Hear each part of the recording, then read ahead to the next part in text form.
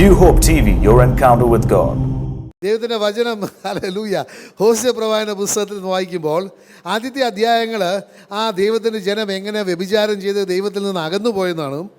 പക്ഷേ ദൈവത്തിൻ്റെ ആ അവസാനങ്ങളിൽ ചാപ്റ്റേഴ്സ് വരുമ്പോൾ നമ്മൾ മനസ്സിലാക്കുന്നുണ്ട് ദൈവത്തിൻ്റെ അതിമഹത്തായ സ്നേഹത്തെക്കുറിച്ച്. എന്നാ പറയുന്ന ദൈവത്തിൻ്റെ ജനത്തെ തള്ളിക്കളഞ്ഞ് ഉപേക്ഷിച്ച് ശപിച്ച് ക്രോധത്തിൻ്റെ കീഴിലാക്കുകയല്ല, പക്ഷെ അതിനുപരി ദൈവം അവരെ തിരികെ എടുക്കുവാനായിട്ട് ദൈവത്തിന് മനസ്സുണ്ടായിരുന്നു, സന്മനസ്സുണ്ടായിരുന്നു.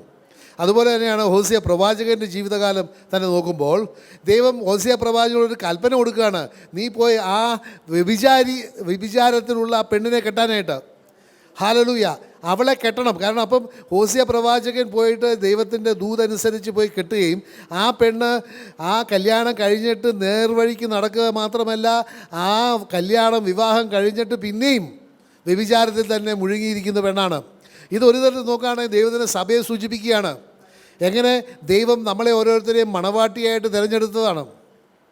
ദൈവത്തിനെ സ്വന്തമാക്കുവാൻ വേണ്ടി കാൽവരിയിൽ അതിന് വില കൊടുത്ത് ദൈവത്തിൻ്റെ എന്നാ പറയുക, ഒരു പടത്തിൽ നോക്കുകയാണെങ്കിൽ ബ്രൈഡ് മണി. നമുക്കറിയാം ഇവിടുത്തെ നമ്മുടെ സംസ്കാരത്തിൽ നേരെ തിരിച്ചാ.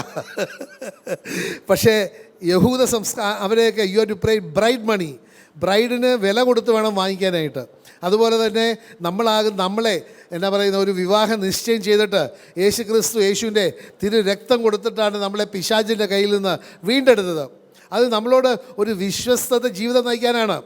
പക്ഷേ ദൈവത്തിൻ്റെ വചനം നമ്മൾ വായിക്കുമ്പോൾ, ഹോശേയ പ്രവാചകൻ്റെ പുസ്തകം വായിക്കുമ്പോൾ, അങ്ങനെ വീണ്ടെടുത്ത ആ പെണ്ണ് അല്ലെങ്കിൽ വിവാഹം ചെയ്ത ആ സ്ത്രീ ഹോശേയയുടെ ഭാര്യ പിന്നെയും വ്യഭിചാരത്തിൽ മുഴുകി നടക്കുക.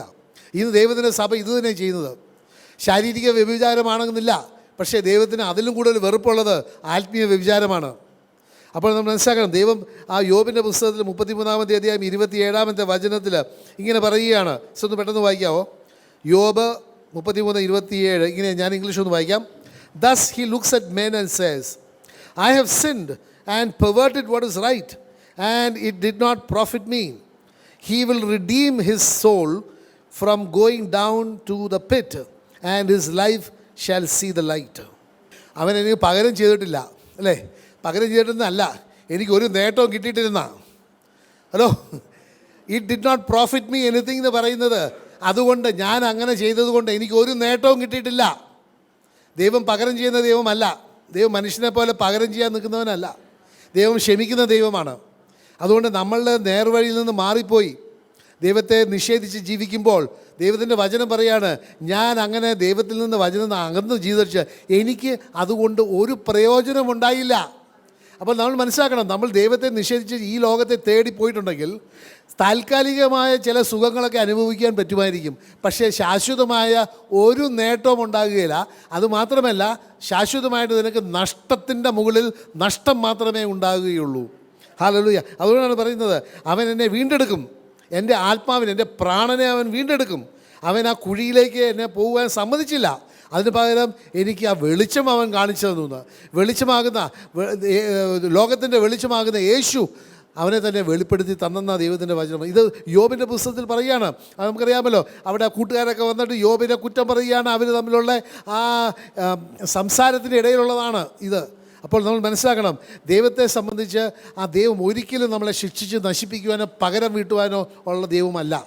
അതേസമയത്ത് ദൈവം നമ്മളെ രക്ഷിക്കുന്ന ദൈവമാണ്. നമ്മളെ തിരികെ വരവിന് വേണ്ടി കാത്തിരിക്കുന്ന ദൈവമാണ് നമ്മളുടെ ദൈവം. അതുകൊണ്ടാണ് പിന്നെ യോബിൻ്റെ പുസ്തകം 34-ാമത്തെ അധ്യായം 32-ാമത്തെ വചനം വായിക്കുമ്പോൾ ഒന്ന് വായിക്കണം. Teach me what I do not see, if I have done iniquity I will do no more. അവിടെ ഒരു അനുതാപ ഹൃദയത്തോടു കൂടിയാണ് പറയുന്നത്, എന്നെ ഒന്ന് പഠിപ്പിക്കണമേ. അപ്പോൾ നമ്മൾ മനസ്സിലാക്കണം, എന്നെ ഒന്ന് പഠിപ്പിക്കണേ എന്ന് പറയുന്നത് നമ്മൾ മനസ്സിലാക്കണം. ദൈവത്തിൻ്റെ വചനം വളരെ വ്യക്തമായിട്ട് യോഹന്നാന്റെ സുവിശേഷം 16-ാമത്തെ അധ്യായത്തിൽ 8, 9, 10 വചനങ്ങൾ വായിക്കുമ്പോൾ അവിടെ പറയുന്നുണ്ട്, പരിശുദ്ധാത്മാവ് വരുമ്പോൾ he will convict you of sin and of judgement and of righteousness.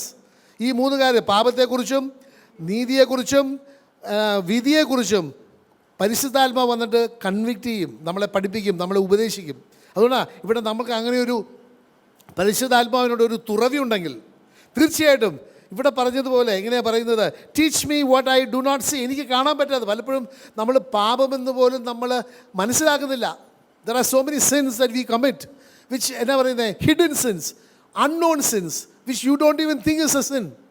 പലപ്പോഴും നമ്മളുടെ സംസാരത്തിൽ ചിലപ്പോൾ വേറൊരു വ്യക്തിയെ നമ്മൾ ഹേർട്ട് ചെയ്ത് കാണും, നമ്മൾ ഒരിക്കലും ചിന്തിക്കുന്നില്ല. പക്ഷേ ഒരാളെ വിഷമിപ്പിക്കുന്നത് ഒരു പാപമാണ്.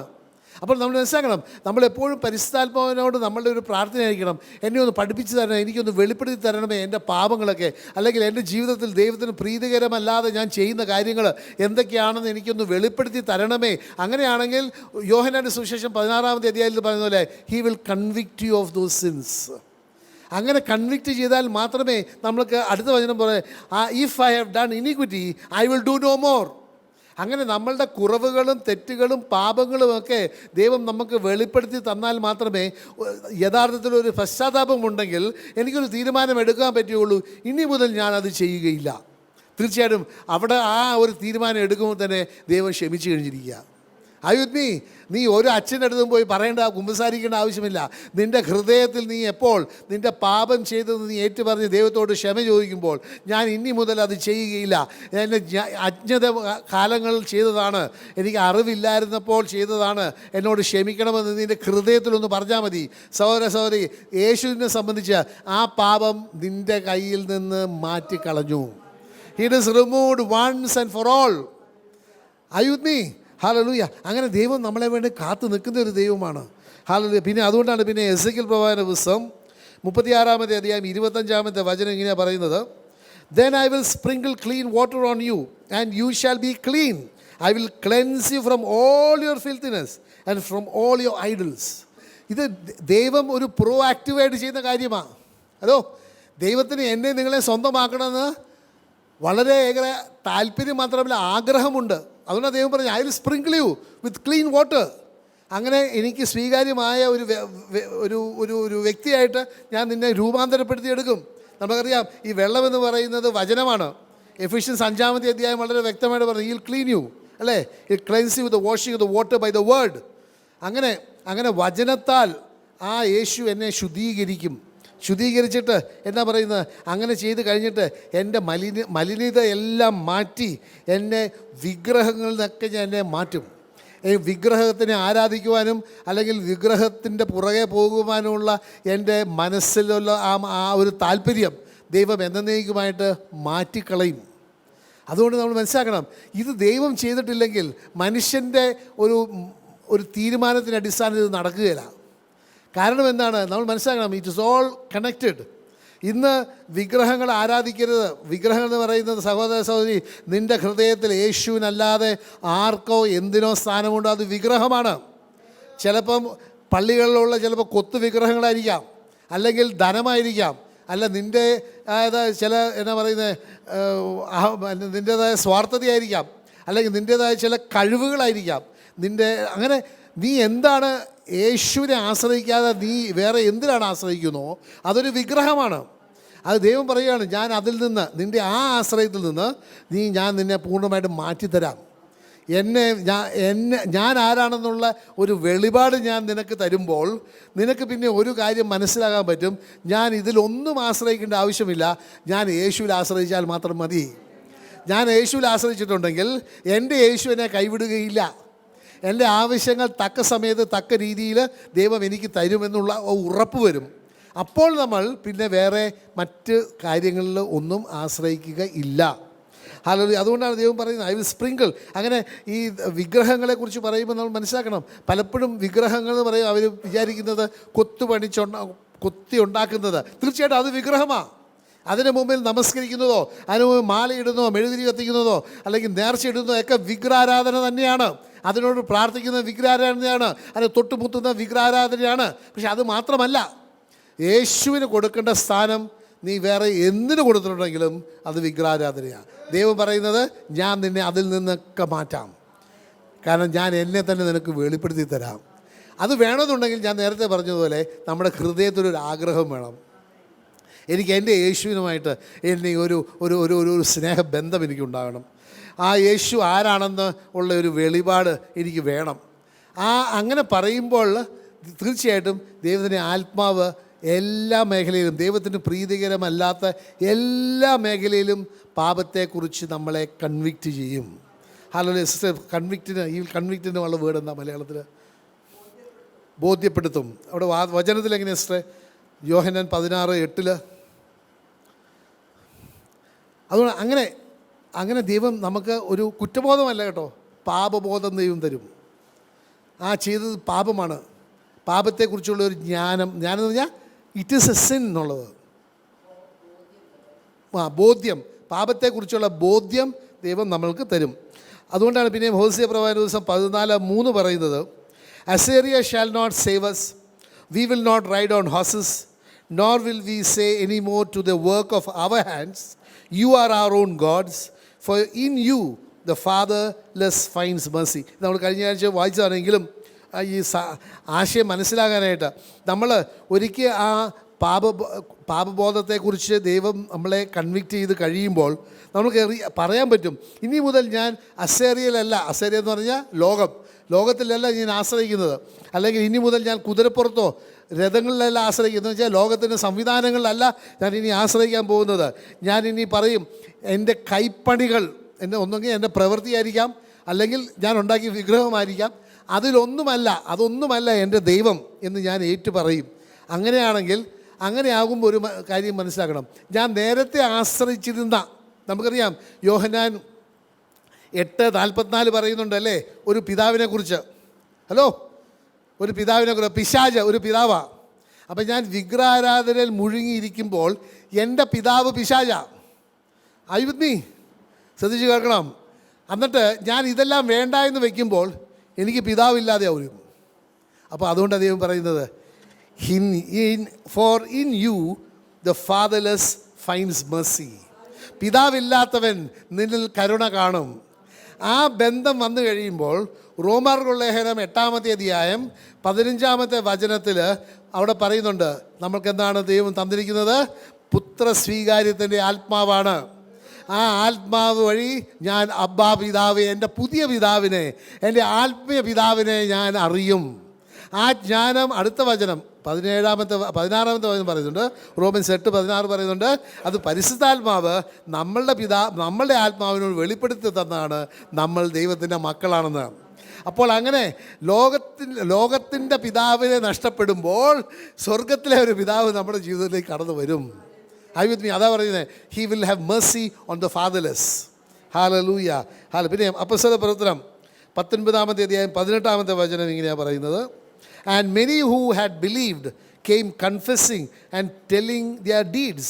അടുത്ത വചനം, also many of those who had practiced magic brought their books together and burned them in the sight of all, and they counted up the value of them, and it totaled 50,000 pieces of silver. Hallelujah. 20 പറയുന്നത് ഇങ്ങനെയാണ്, so the word of the Lord grew mighty and prevailed. Hallelujah. ഒരു കാര്യം ഞാൻ പറയട്ടെ, യേശുവിനെ ഒറ്റുകൊടുത്തത് എത്ര വെള്ളിക്കാശിനാണ്? 30. അയ്യോന്നി, ഒരു മനുഷ്യൻ്റെ ജീവൻ്റെ വില 30 വെള്ളിക്കാശായിരുന്നു. ഇവിടെ അന്ന് കത്തിച്ച പുസ്തകത്തിൻ്റെ വില 50,000 വെള്ളിക്കാശ്. അപ്പോൾ അറിയാമല്ലോ എന്തുമാത്രം ഈ പിശാച് ലോകത്തെ വ്യാപരിച്ച് കിടക്കുകയാണെന്ന്. മനസ്സിലാവുന്നുണ്ടോ? പിശാചിൻ്റെ പ്രവൃത്തികളും അവൻ്റെ ആ സ്വാധീനവും എന്തുമാത്രം ഈ ലോകത്തിൽ വ്യാപരിച്ച് കിടക്കുകയാണ്. യേശുവിൻ്റെ വില 30 വെള്ളിക്കാശ്. ഇവിടെ കത്തിച്ച ആ ഒരു പട്ടണത്തിൽ മാത്രം അവർ എത്ര പേര് കൊണ്ടുവന്ന് കാണുകയില്ല, കൊണ്ടുവന്നവരുടെ കത്തിച്ച പുസ്തകങ്ങളുടെ വില 50,000 വെള്ളിക്കാശ്. ഞാൻ പറയാം, അതായത് ദൈവത്തിൻ്റെ വചനം പറഞ്ഞത്, this world is under the sway of the evil one. ഈ ലോകത്തെക്കുറിച്ച് വേറെ ഇടങ്ങൾ പറയുന്നുണ്ട്, this perverse and crooked generation. അത് ക്രൂക്കഡ്നെസ് കൂടുകയാണ്, പെർവേഴ്സ്നെസ് കൂടിക്കൊണ്ടിരിക്കുകയാണ്. സഹോദരൻ, നമ്മൾ മനസ്സിലാക്കണം, അതിൻ്റെ മധ്യേ നമ്മൾ പിടിച്ചു നിൽക്കണം, മുറുകെ പിടിക്കണം. കാരണം ദൈവത്തിൻ്റെ പറയുന്നുണ്ട്, അന്ത്യം വരെ പിടിച്ചു നിൽക്കുന്നവനാ രക്ഷ പ്രാപിക്കുന്നത്. ഹല്ലേലൂയ. പിന്നെ ഐസയ പ്രവാചന പുസ്തകം 30-ാമത്തെ അധ്യായം 22-ാമത്തെ വചനം ഇങ്ങനെയാണ് പറയുന്നത്, you will also defile covering of your images of silver and the ornament of your molded images of gold. You will throw them. This is all prophetic words. Can everybody claim this? Hallelujah. This is what is going to happen. Every word will be of fulfillment. ദൈവം പറയുകയാണ്, ദൈവം ഐസയ പ്രവാചകനോട് പറയുകയാണ്, നിങ്ങൾ എന്താ ചെയ്യാൻ പോകുന്നത്? ഒരു കാലം നിങ്ങൾ ചെയ്യും. എന്താണ്? You will also defile the covering of your images of silver and the ornament of your moulded images of gold. You will throw dum away as an unclean thing. You will say to them, get away. Hallelujah, hallelujah. I can visualize ഇന്ന് ദൈവത്തിന് വേണ്ടി പണിതുയർത്തിയ കല്ലും മണ്ണും കൊണ്ടുള്ള ആലയങ്ങളിലെ എല്ലാ പ്രതിമകളും ഒരു ദിവസം അവിടുത്തെ ജനം തന്നെ എടുത്ത് വലിച്ച് എറിഞ്ഞ് കളയും. ഹോസിയ 14:8 പറയുന്നത്, what have I to do anything more with idols. സഹോദര, ഇത് ദൈവത്തിൻ്റെ വചനമായതുകൊണ്ട് ഇത് പൂർത്തീകരിക്കും. And you will be blessed if you are part of that move.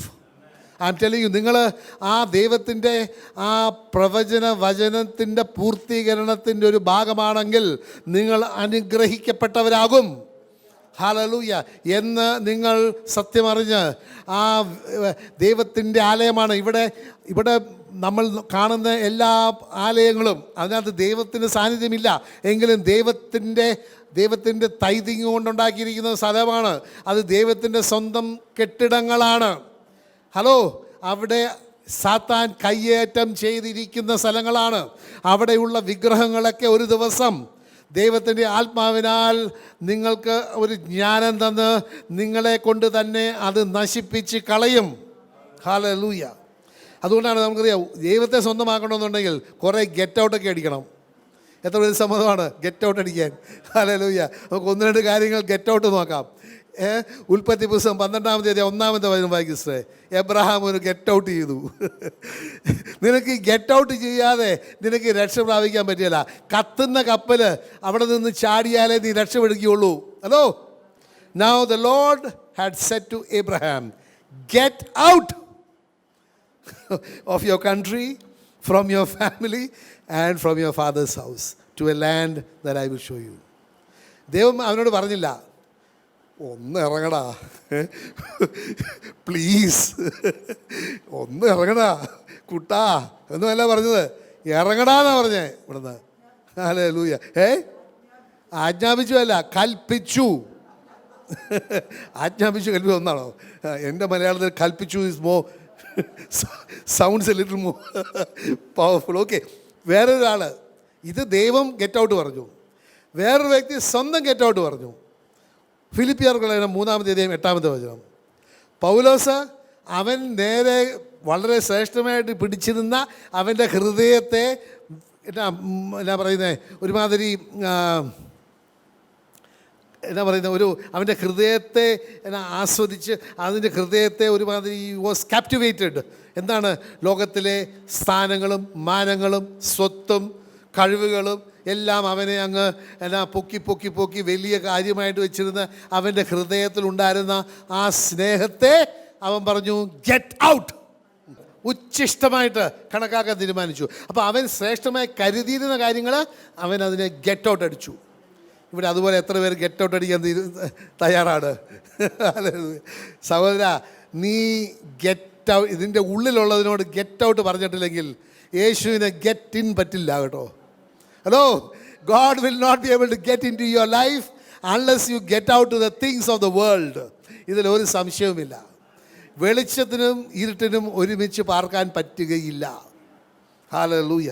അതുകൊണ്ട് നമ്മൾ മനസ്സിലാക്കണം, ഐസപ്രവാചകന്റെ പുസ്തകം നമ്മൾ 30-ാമത്തെ അധ്യായം നമ്മൾ നേരത്തെ കേട്ടു, 30-22 അല്ലേ വായിച്ചത്. അത് കഴിഞ്ഞിട്ട് 23 മുതൽ 26 വരെ വായിക്കുമ്പോൾ ഒരു കാര്യം മനസ്സിലാക്കും. അങ്ങനെ നമ്മൾ ഈ വേണ്ട എന്ന് വെച്ചിട്ടുണ്ടെങ്കിൽ ദൈവം നമ്മളുടെ ആ ശൂന്യതയെ അവൻ്റെ സമൃദ്ധി കൊണ്ട് നിറയ്ക്കും. നമ്മളുടെ ശാപങ്ങളായിരുന്നു നമ്മൾ കെട്ടിപ്പിടിച്ചിരുന്നത്. ആ ശാപങ്ങൾ നമ്മൾ തള്ളിക്കളയുമ്പോൾ നമ്മളുടെ ശൂന്യത, ശാപങ്ങൾ പോകുമ്പോൾ ശൂന്യത വരും അല്ലേ, ആ ശൂന്യത അനുഗ്രഹങ്ങൾ കൊണ്ട് നിറയ്ക്കും. ഈ അനുഗ്രഹങ്ങളൊക്കെ ആരെയാണ് പിൻപറ്റുന്നത്? 22-ാമത്തെ വചനത്തിൽ ദൈവം പറഞ്ഞത് അനുസരിച്ച് ചെയ്യുമ്പോൾ വിഗ്രഹങ്ങളെയൊക്കെ എടുത്ത് കളയും. ഇതെല്ലാം അശുദ്ധിയാണെന്ന് പറഞ്ഞ് അതിനെയൊക്കെ വെറുത്ത് കളയുന്നവർക്ക് ദൈവം ആ കളഞ്ഞ ഇടത്ത് ദൈവം നമ്മൾക്ക് അനുഗ്രഹങ്ങൾ തരും. ഹല്ലേലൂയ.